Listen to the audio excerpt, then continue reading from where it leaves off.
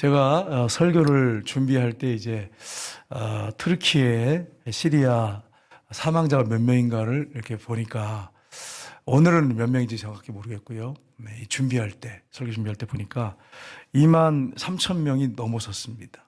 그리고 이 부상자가 8만 명이 넘어섰습니다. 예, 근데 앞으로 계속 이렇게 지금 구조하고 있는데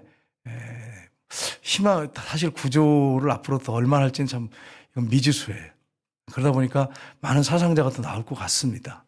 그래서 우리가 이런 사실을 알고 안타까운 마음을 가지고 여러분 새벽 기도 드릴 때 또 가정 예배 드릴 때 빼먹지 말고 이 투르키하고 시리아를 위해서 계속해서 기도하시고 특별히 죽음보다 복음이 먼저 전달이 돼야 돼요. 이걸 여러분이 명심하셔서 급하다고 하는 걸 아시고 이번에 꼭 예수님을 이번 기회를 통해서 한란을 통해서 믿을 수 있도록 여러분이 기도로 섬겨주시면 감사하겠습니다. 여러분 이 세상에서 가장 귀한 게 뭐라고 하죠? 생명이라고 그래요. 안 믿는 사람들도 알아. 근데 성경에도 그렇게 말하고 있어요. 근데 사도 바울은 뭐라고 하냐면 생명보다 더 소중한 게 있다. 오늘 본문에 말하고 있죠. 그게 사명이다. 이렇게 말하고 있습니다. 여러분에게 있어서 가장 소중한 건 뭡니까? 제가 이렇게 이제 그 어머니들을 이렇게 보잖아요. 보면 내 생명보다 내 새끼예요. 그리고 또 어떤 엄마는 아들이야. 오직 아들, 오직 아들. 이거 빨리 내려놓으셔야 돼. 빨리 내려놓으셔야 돼. 상처만 받아요, 여러분. 상처만 받아. 주님이 되셔야 돼. 주님이 되셔야 돼. 어떤 부모님이 이렇게 보니까 오직 딸이야. 그냥 딸. 내 딸이 우상이 돼가지고. 여러분, 우리 주님이 정말 1번이 돼야 돼. 주인이 되셔야 되고. 그 다음에 여러분 가정의 질서가 있잖아요. 하나님께서 세운 남편을 존중히 여기고 세워주셔야 돼. 제가 목사로서 남자이기 때문에 그런 게 아니고 성경에 이렇게 말씀을 하고 있기 때문에 그래요. 남편을 세워주는 것은 여러분이 사는 길이고 가정이 사는 길이에요. 남편이 기도하기 시작하면 여러분 가정은 놀랍게 하나님이 기름 부으시고 축복하십니다. 그래 남편을 세워주셔야 돼. 남편을 깔아뭉개고 우습게 여기고 그러면 안 돼요, 여러분. 정말 남편을 세워주고 남편은 아내를 존중하고 중요한 게 있어요. 그게 뭐냐면 이 사람보다 더 중요한 거, 생명보다 중요한 게 있어요. 그게 사명이에요. 왜냐하면 사람이 죽기 전에 복음이 전달돼야 돼. 그래야 그 영혼이 지옥 가지 않고 천국 갈 수 있단 말이에요. 그러니까 사명이 사실은 생명보다 더 중요한 거예요. 이 사명이라고 했을 때 이 복음을 전하는 사명을 말하는 것입니다. 이 사명이 우리에게 정말 확실한가, 그런 열정으로 살고 있는가, 이 부분을 여러분이 점검하셔야 됩니다. 이번에 복음학교를 갔는데 김영기 선교사님이 원래 안 하셨을 때요. 처음 초창기는 했는데 뒷부분에 가서는 이제 안 하셨는데 이번에 특별한 기회로 하셨어요. 하셔서 절반 이상은 이렇게 김영기 선교사님이 하셨어요.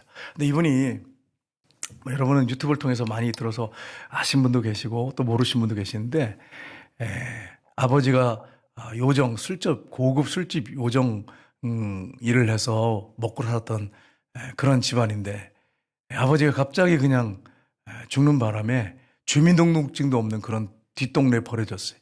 그래가지고 비참한 삶, 날마다 자살을 생각하고 우울증, 공황장애 그렇게 하다가 복음을 듣게 됐어요. 그래서 복음을 듣게 되고 요한복음 13장 3장 16절 3장 16절을 통해서 하나님이 나를 사랑하시는구나.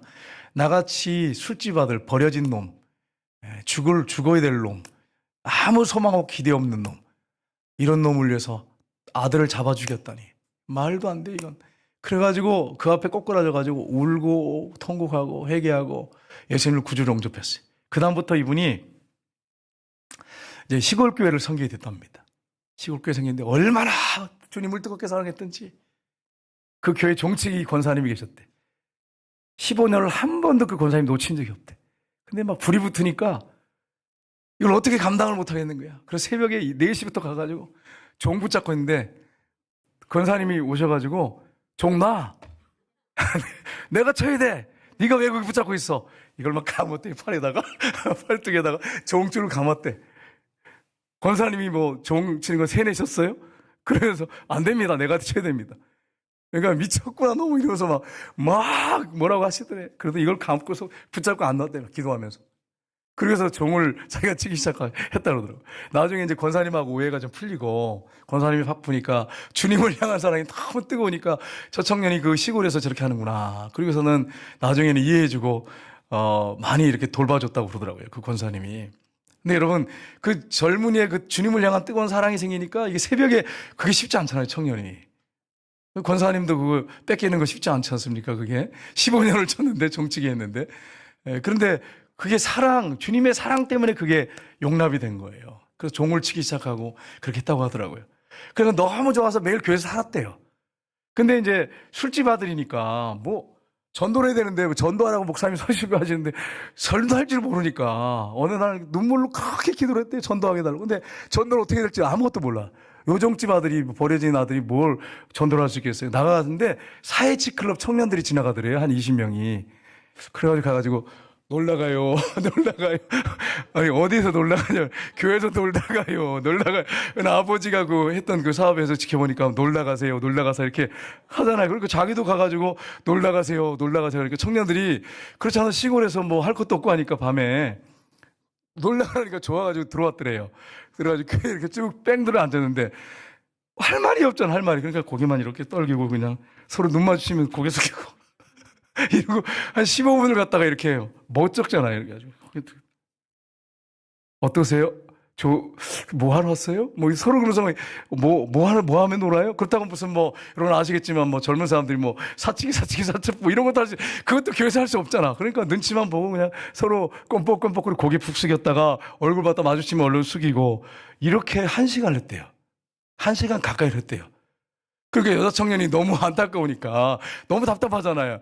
들어와가지고 가기도 뭐하고 그래가지고 기도를 어떻게 해요? 이렇게 물어보더래. 그리고 자기도 모르니까 그냥 하나님 아버지 부르시면 된대요. 이렇게 했대요. 그래가지고 여자 청년이 하나님 아버지. 근데 눈물이 쏟아지기 시작해. 여자 청년이 하나님 아버지. 근데 모르니까 막 여자 청년이 막 통곡을 하면서 우니까 그 옆에 있는 청년들도 따라서 울기 시작하더래.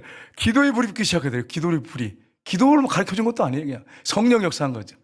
그러면서 밤마다 눈물을 흘려 기도하기 시작하면서 불이 붙기 시작하더래. 청년들이. 그러면서 교회 청년들이 20명이 출석하는 교회가 됐대요. 그 노인들만 모인 그 시골 교회에서. 그 얘기를 하시더라고. 여러분, 이게 제가 왜 이 말씀을 서대에 꺼내냐면 성령께서 역사하셔서 우리가 사명, 영혼권의 사명, 이 불이 붙으면 기도하면 우리가 그렇게 말 잘 못해도 성령이 역사하시면 영혼을 구원할 수 있어요. 우리 성령 충만하지 않고 우리 말로만 하려고 하니까 이게 안 되는 거죠. 우리가 성령의 충만한 성령의 인도 따라서 전도 훈련 필요 없다는 거 아니에요. 오해하시면 큰일 납니다. 꼭 필요해요, 전도 훈련이. 그러나 그것보다 더 중요한 것은 내가 영적으로 성령이 충만하고 기도가 많이 쌓였어야 된다는 거예요. 성령이 일하셔야 되는 거예요. 성령이 일하셔야 돼. 아무리 말 잘하면 뭐하겠어요. 성령이 역사하셔야 되지 않겠어요? 조용기 목사님 설교를 제가 어젠가 이렇게 들었는데 조용기 목사님은 그래도 자기 나름대로 책을 많이 본 분이에요. 근데 최자실 그때 장모님 됐잖아요, 나중에. 근데 그분은 배운 게 없어요. 그러니까 논리적으로 말을 못해. 전도하러 나가도. 자기가 우습게 여겼대. 최자실 그 전도사님을. 우습게 여겼대. 나는 논리적으로 책도 많이 보고 전도 잘하지. 근데 가서 1시간을 전도를 해도 한 영혼도 안 돌아오더래. 2시간을 해도 안 돌아오. 근데 최자실 전도사님은 달 금식하고 또 작정기도 하고 말씀을 암송하고 논리적으로 안 맞는데 자기가 앞에 들어봐도 전도를 어떻게 저렇게 해? 좀 논리적으로 맞질 않는데 근데 전도를 하면 회개하고 돌아온다는 거예요. 이게 누구의 능력일까요? 성령의 능력이에요. 그러니까 여러분 우리가 전도를 생각할 때 이론을 반드시 배워야 합니다. 꼭 필요한 거예요. 그러나 그것보다 앞서서 내가 성령에 충만하고 성령이 역사해야 전도가 되어진다는 거예요. 전도가 되어지는 거지 억지로 노력해서 뭔가 해결되는 게 아니란 말이에요. 지혜, 지식 전달, 정보 전달하는 게 아니잖아요. 되어지는 거죠. 성령 역사로. 그러니까 우리 교회가 해야 할 일이 뭘까요? 성령에 충만 받고 기도하는 교회가 돼야 돼. 그래 영혼을 구원할 수 있지.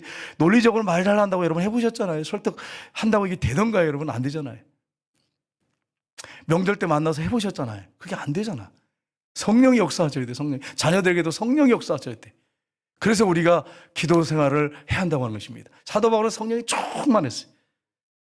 여러분, 왜 그러면 우리는 나의 생명보다 사명을 더 귀하게 여겨야 됩니까? 구체적으로 살펴보기 원합니다. 첫 번째는 예수님은 자신의 생명보다 사명을 더 귀히 여기시고 이 세상에 오셨기 때문입니다. 예수님은 하나님의 아들이시죠. 이 땅에 오실 이유가 전혀 없으신 분이에요. 천지를 창조하신 분이 창조자예요. 근데 그분이 이 땅에 오실 이유가 뭐가 있습니까? 그런데 우리의 영혼을 구원을 위해서 그 사명 때문에 우리를 구원하기 위해서 예수님이 이 땅에 오신 것입니다. 그래서 누가복음 19장 10절에 보면 이렇게 되어 있습니다.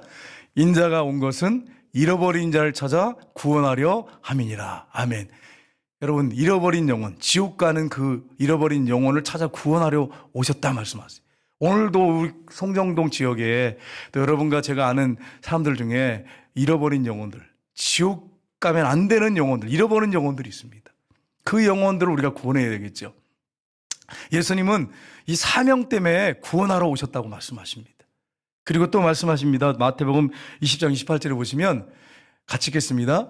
인자가 온 것은 섬김을 받으려 함이 아니라 도리어 섬기려 하고 자기 목숨을 많은 사람의 대속물로 주려 함이라. 대속물로 주려 함이니라. 대속물이 뭡니까? 자신의 생명, 자신의 생명을 주고 피 흘려 죽음으로 다른 사람들을 구속하기 위해서, 구원하기 위해서 오셨다. 이렇게 분명하게 말씀하고 있습니다. 그러니까 예수님은 사명을 생명보다 더 귀하게 여긴 거예요. 그래서 이 땅에 오신 것입니다. 우리의 롤 모델은 예수님이시잖아요. 그 다음에 보겠습니다. 누가복음 9장 20절을 보시면 같이 읽겠습니다. 이르시되 인자가 많은 고난을 받고 장로들과 대제사장과 서기관들에게 버림받아 죽임을 당하고 제3일에 살아나야 하리라 하시고. 아멘. 예수님은 대속적인 죽음을 죽지만 반드시 살아난다고 하는 건 3일 만에 살아난다고 하는 것을 확실하게 알고 있었어요. 그래서 그걸 계속 제자들한테 이야기를 했지만 제자들은 영적인 눈이 어두워서 그 당시에는 무슨 말인지를 못 알아들었어요. 3일 만에 부활할 것을 명확하게 말씀하셨습니다. 그러니까 예수님은 부활하실 것 때문에 죽고 부활하셔서 인류를 구원하실 거라는 사실을 확실히 아셨기 때문에 이 땅에 오신 것입니다. 그냥 오신 게 아니에요.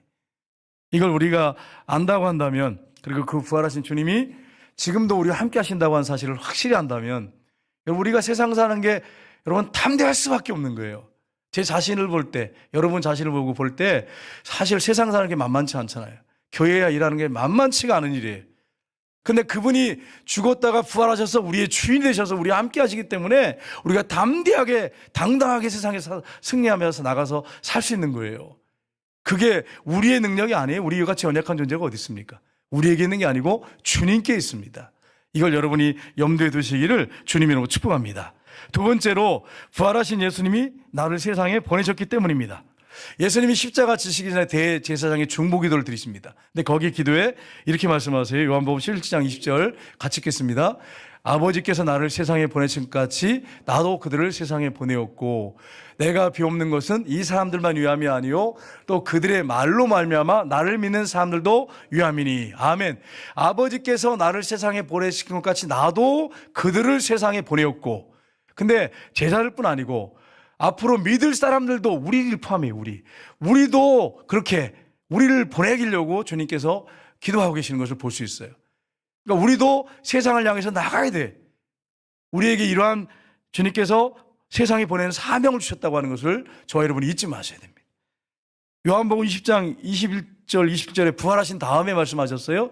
부활하신 다음에, 그 전에는 부활 전에 십자가 돌아가시기 전에 말씀하셨고 이번에는 부활하신 다음에 말씀하셨어요. 같이 읽겠습니다. 이 말씀을 하시고 성과 옆구리를 보시니 제자들이 주를 보고 기뻐하더라. 예수께서 또 이르시되 너에게 평강이 있을저다. 아버지께서 나를 보내신 것 같이 나도 너희를 보내노라. 이 말씀을 하시고 그들 향하여 숨을 내쉬며 이르시되 성령을 받으라. 아멘. 성령을 받고 나가야 돼. 우리가 성령을 받고 성령의 능력으로 나가야 돼.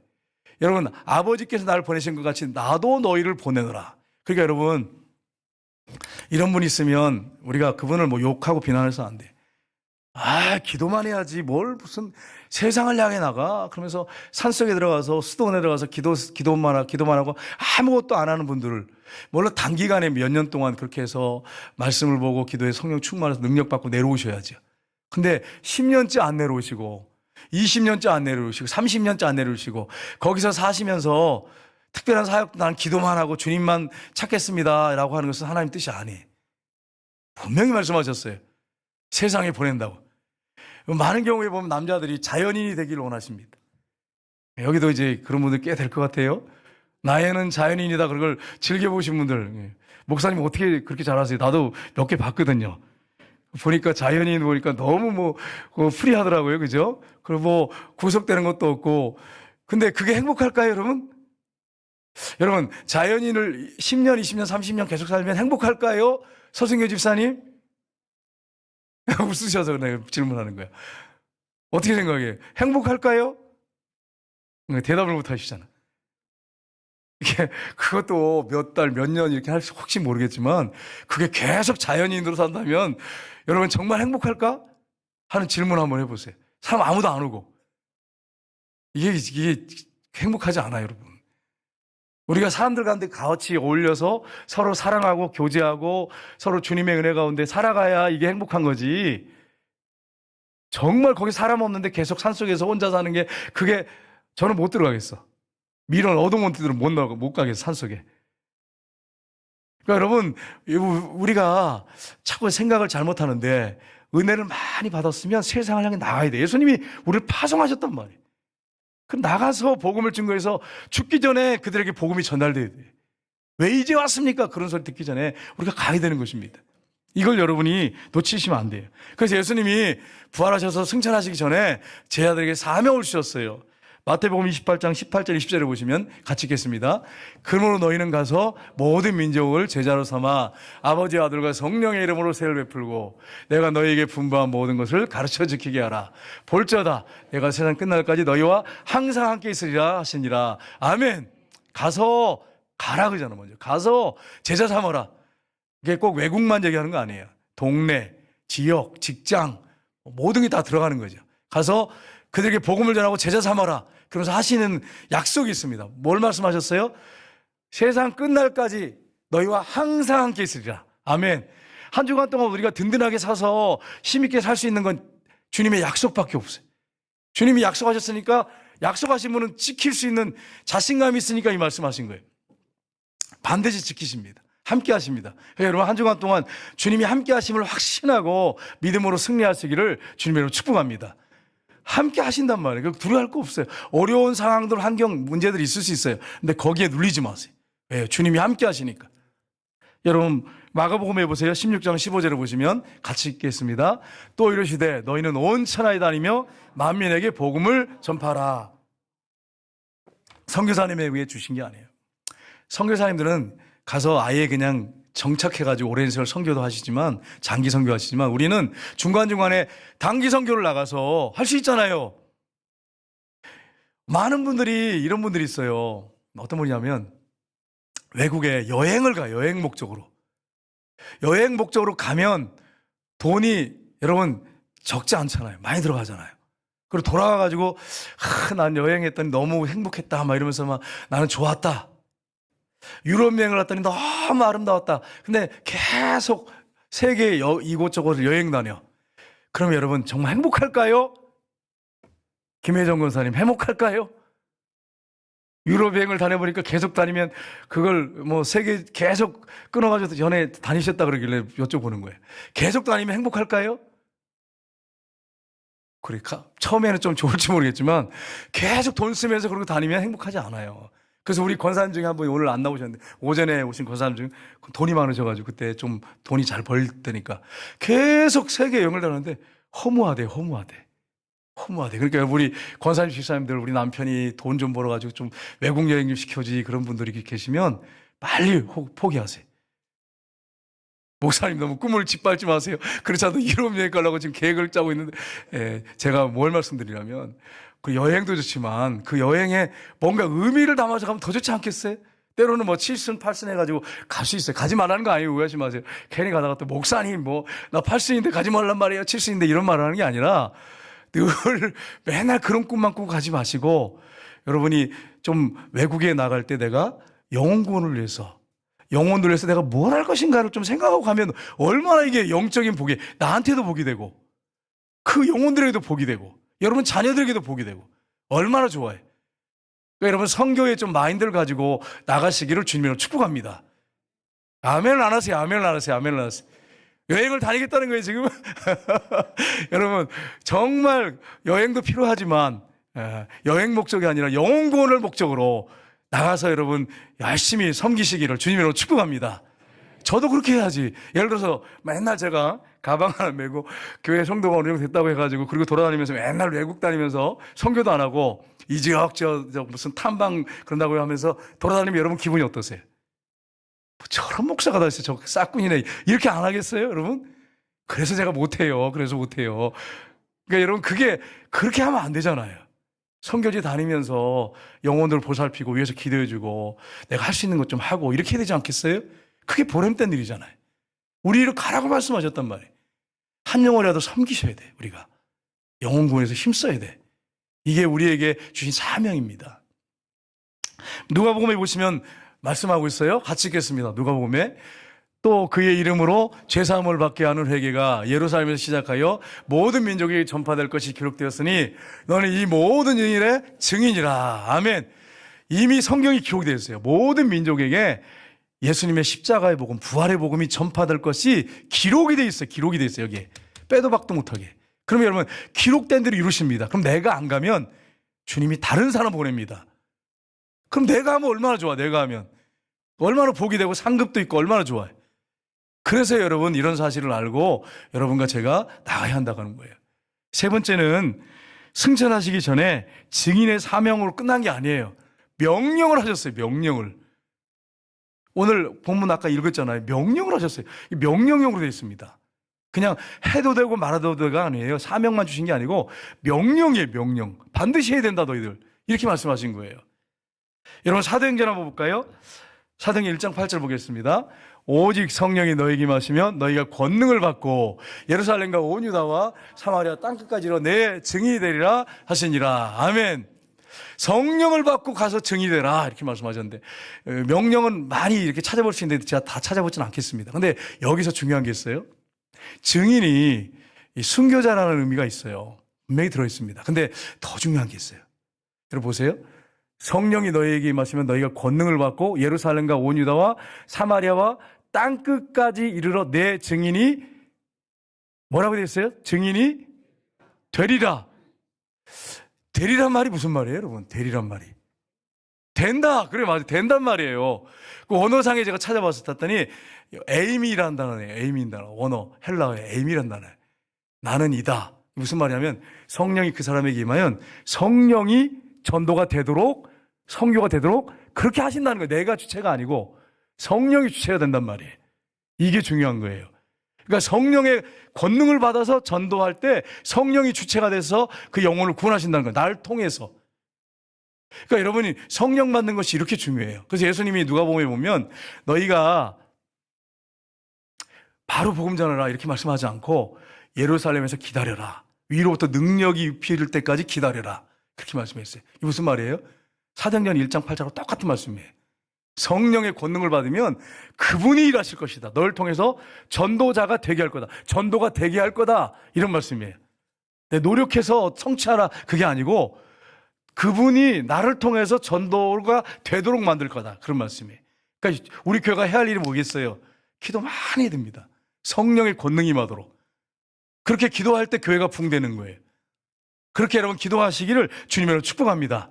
말 가지고 되는 게 아니에요, 여러분. 말 가지고 되면 여러분 똑똑하고 지혜로운 사람들 얼마나 많은데 세상에. 그런 분들 데려다가 전도시키면 되잖아요.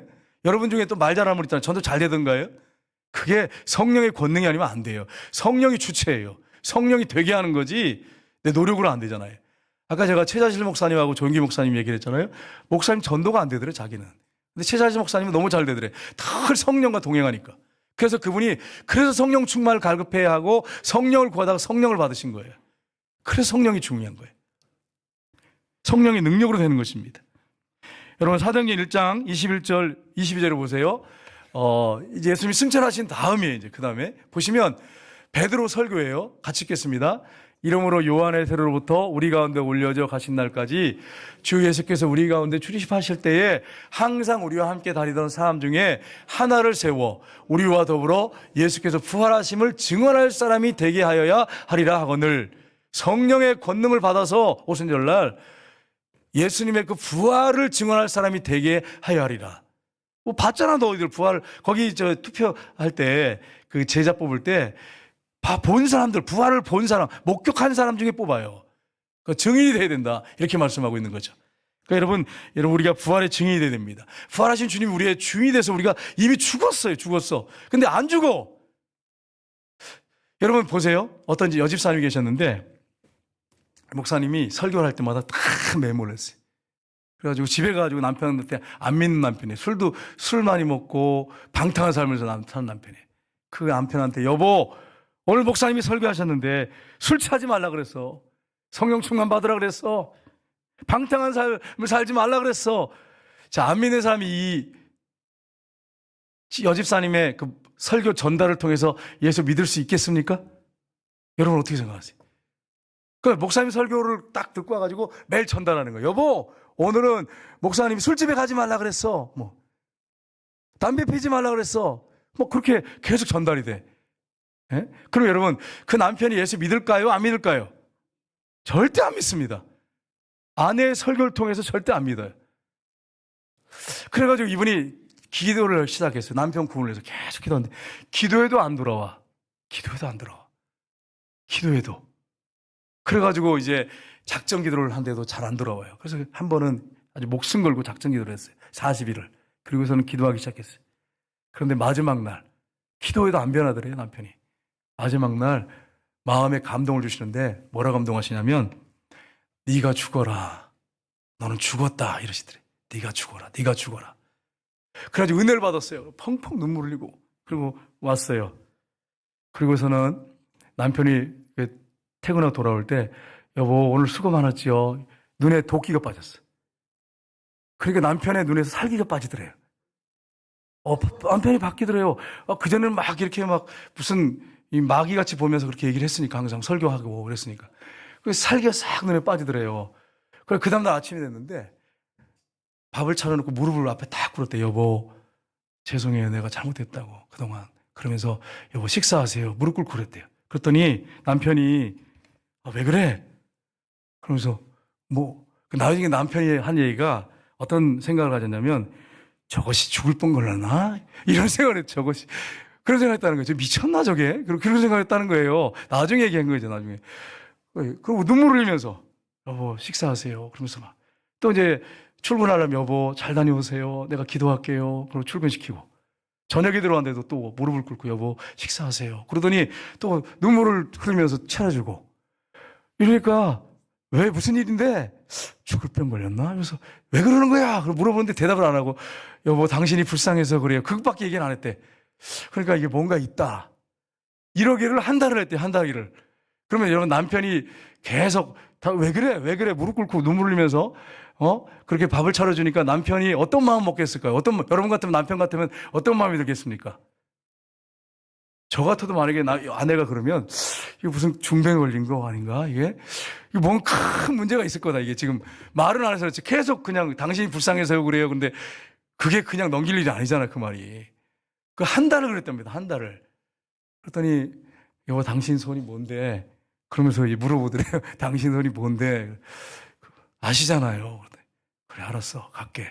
그래가지고 교회를 하래요. 열심히 신앙생활 하더라는 거예요. 그 중요한 게 있어요. 추구해야 돼. 내가 목사님 설교 들어서 그 전달한다고 도끼를 품고 눈을 도끼는 뜨고 그래가지고 살기가 있는 눈으로 그 전도한다고 남편이 돌아오겠어요? 내가 죽어야지. 완전히 죽은 걸 보여줘야지. 이미 죽었잖아요. 우리가 죽었잖아. 가정에서 남편이 죽고 아내가 죽어보세요. 가정에 무슨 문제가 있겠습니까? 사소한 갖고 싸울 일이 없잖아. 여러분, 가정에 싸우는 거 보세요. 무슨 큰 문제 갖고는 안 싸웁니다. 그 문제 가지고 딱 눌려가지고요. 못 싸워. 둘이 그냥 어떻게 해야 될지 당황해서 서로 얼굴만 보고 있지, 그거하고 불싸움 안 합니다. 큰 문제 가지고는. 근데 사소한 거 가지고, 아무것도 아닌 거 가지고, 왜 문 열어놓고 다녀? 이것 때문에 싸우고, 자다가 이제 누워서 누가 불 끌 거냐? 그것 때문에 싸우고, 그 아무것도 아니잖아. 그런 거 가지고 부부싸움 한단 말이에요. 신경 좀 버리고. 사실 싸울 일도 아니잖아요. 그러니까 여러분과 제가 예수님이 죽으시고 부활하셔서 우리의 주인이 되셨단 말은 나는 이제 죽었다는 얘기예요. 부활하신 예수님이 내 안에 살아계신단 말은 난 죽었다는 거 이미 죽었어요. 근데 자꾸 살아나려고 하니까 그렇지. 육이 있어서. 그러니까 문제가 약이 되는 거예요. 그때부터 문제가 약이 되는 거예요. 여러분과 저는 이미 죽었습니다. 예수님이 죽을 때. 부활하셨어요? 그분이 내 안에 살아가세요. 그분이 주인이세요. 그럼 난 죽은 거죠. 그분이 살아계신데 내 안에서. 주인으로 왕으로. 그렇게 산다면 뭐가 문제가 되겠습니까? 그래서 저와 여러분이 완전히 죽어서 섬기는 사람으로 가정에서나 교회에서나 그렇게 섬기는 사람이 되기를 주님으로 축복합니다. 그래서 이 남편이 신앙생활 열심히 하더라는 거예요. 열심히 하더라. 그러면 여러분 아내만 그렇게 되는 겁니까? 남편이 또 그렇게 해야지. 남편이 정말 아내가 신앙생활 엉망으로 하고 그러면 남편이 그렇게 하지. 남편이 그렇게 되지 않겠어요? 그게 필요하지 않겠습니까? 저와 여러분이 그렇게 살아야죠. 여러분 마지막에 네 번째는요, 재림하실 주님이 심판주로 오실 것이기 때문에 그렇습니다. 재림하실 주님이 그냥 오시는 게 아니고 심판주로 오십니다. 한번 보겠습니다. 사도행전 10장 40절 보겠습니다. 우리에게 명하사 백성에게 전도하되 하나님이 살아있는 자와 죽은 자의 재판장으로 정하신 자가 곧 이 사람인 것을 증언하게 하셨고. 아멘. 예수님이 재림하신 예수님은 어떤 분으로 오십니까? 우리의 심판장, 재판장으로 오십니다. 성경에 또 있어요. 로마서 2장 16절 보십시오. 같이 읽겠습니다. 곧 나의 복음에 이른 바와 같이 하나님이 예수 그리스도를 말미암아 사람들의 은밀한 것을 심판하시는 그날이라. 예수님 재림할 때 말하죠. 심판할 날이요. 예수님이 심판주예요. 그 다음에 고린도후서 5장 10절 보십시오. 같이 읽겠습니다. 이는 우리가 다 반드시 그리스도의 심판대 앞에서 나타나게 되어 각각 선악간에 그 몸으로 행한 것을 따라 받으려 함이라. 아멘. 예수님 심판주로 오십니다. 그 다음에 또 한 구절이 있어요. 많은데 이것만 보겠습니다. 한 구절 더. 사도행전 17장 20절 보겠습니다. 이는 정하신 사람으로 하여금 천하를 공의로 심판한 날을 작정하시고 이에 그를 죽은 자 가운데 다시 살리신 것으로 모든 사람에게 믿을 만한 증거를 주셨음이니라 하시니라. 아멘. 예수님이 어떻게 오신다고요? 부활하신 예수님, 승천하신 예수님이 어떻게 오신다고요? 신령한 몸, 거룩한 몸으로 심판주로 오십니다. 심판주로 오십니다. 오늘 식당에서 어떤 꼬마가 밥을 먹는데 초등학교 2학년인지 나를 탁탁 때리면서 목사님 그래서 왜? 그러니까 목사님 예수님이 한 분이신데 어떻게 많은 사람들 속에 들어가 계세요? 이러는 거 초등학교 학생이 나한테 이런 질문을 했어요. 야, 우리 교회 수준이 이 정도입니다. 얼마나 감사한지 모르겠어요. 너무 감사해요. 선생님들 어떤 기도하시면서 사명 가지고 성령의 능력으로 잘 가르치세요. 제가 그렇게 애를 보면서 얘기를 했어요. 애야, 너 아침에 일어나면 해가 뜨지. 예. 그 창문을 열고 커튼을 열면 뭐가 들어오지? 햇빛이 들어오죠. 전 세계 모든 집들이 다 문 열어놓으면 다 햇빛이 들어오잖아. 예수님 창조자세요, 창조자. 그럼 빛이시고. 그래서 그분이 너희들 마음의 문을, 네가 마음의 문을 열면 예수님이 들어오시는 거야. 그러니까, 그러면서 무슨 말인지 알겠다 그러면서 얘가 기쁨으로 가더라고요. 여러분, 그렇습니다. 우리가 이런 사실을, 그분이 창조자예요. 영으로 들어와 계시잖아요, 우리 안에. 성령으로 들어와 계시잖아요. 예수님이 영으로 들어와 계시잖아요. 그러니까 여러분, 이런 사실을 우리가 확실히 믿는다고 한다면, 여러분, 우리가 그분이 이제 거룩한 신령한 몸, 그 몸을 가지고 심판장으로 오십니다. 근데 여러분, 심판장 앞에 딱 섰는데, 주님도 아시죠? 저 최문선 목사입니다. 아무개 장로입니다. 저 아시죠? 나 교회 성경교회에서 열심히 하고요. 섬겼는데, 근데 주님께서 심판자 앞에 앉아서 나 너 모르겠다. 한번 이 생각해 보세요. 이게 얼마나 끔찍한 일이야. 한번 생각해 보세요. 네? 예를 들어 장로님들은 여기 오셨는데, 그래 이근태 장로는 알겠는데 너 이름 너 모르겠다. 이렇게 생각해 보세요. 이거 끔찍한 일입니다. 정말 끔찍한 일이에요. 그래서 우리 장로님들 한 분도 빼놓지 않고, 우리 권사님들 한 분도 빼놓지 않고 심판대 앞에 섰을 때 내가 너를 안다. 내가 네 눈물을 안다. 네가 은밀하게 사람들을 보지 않는 데서 수고한 것을 내가 안다. 그렇게 칭찬하는 역사가 있기를 주님으로 축복합니다. 그렇게 돼야 돼요. 저 여러분이. 그분이 심판자로 온단 말이에요. 그분 앞에 서게 된단 말이에요. 우리 교회 권사님들 중에 한 분도, 날라리 권사님 한 분도 없길 바랍니다. 그래가지고 나는 김재교도 알고 김점자도 알고 철옥강도 한데 넌 누구냐 이러면 이거 심각한 거 아니겠어요? 예? 우리 저기 뒤에 최영정한 사람도 계시고 나도 안다 이렇게 뭐 그 윤분옥도 아는데 난 너는 누구냐 이러면 한번 생각해 보세요. 끔찍한 일이에요. 심판주로 오신단 말이에요. 그래서 이런 사실을 알고 우리가 신앙생활을 그냥 관념 속으로 그냥 형식적으로 신앙생활은 안 돼요. 정말 주님과 동행하고 주님을 더 사랑하고 그렇게 신앙생활 하다가 주님 오셨을 때 주님 마라나타 오시옵소서 이렇게 하셔야 됩니다. 그렇게 우리 모두 맞이해가지고 천국에서 얼굴과 얼굴을 보면서 기뻐하면서 하나님께 영광 돌려야 되겠습니다. 이 중에 한 분도 그런 분이 없기를 주님으로 축복합니다. 속으로 또 이런 분이 있을 거야. 혹시 나는 빠진 거 아닌가? 그런 분이 계시면 기회가 있잖아. 지금 기회가 있잖아. 지금 우리가 살아있잖아요. 이제 기회가 있는 거예요. 주님 앞에 여러분 마음을 들이시고 마음을 활짝 여시고 아까 말씀드렸잖아요. 어린아이한테 마음을 활짝 열고 주님을 주인으로 왕으로 그냥 종으로 부르지 말고 주인으로 왕으로 모셔들어서 완전히 나는 죽고 예수로 살다가 주님만을 위해 살고 주님 앞에 살다가 사람한테 보려고 하지 말고 그러다가 나중에 여러분이 주님 앞에 서면 내가 너를 안다 이렇게 말씀하실 것입니다. 그러한 역사들이 여러분과 저에게 있기를 주님으로 축복합니다. 이 시간에 기도하겠습니다.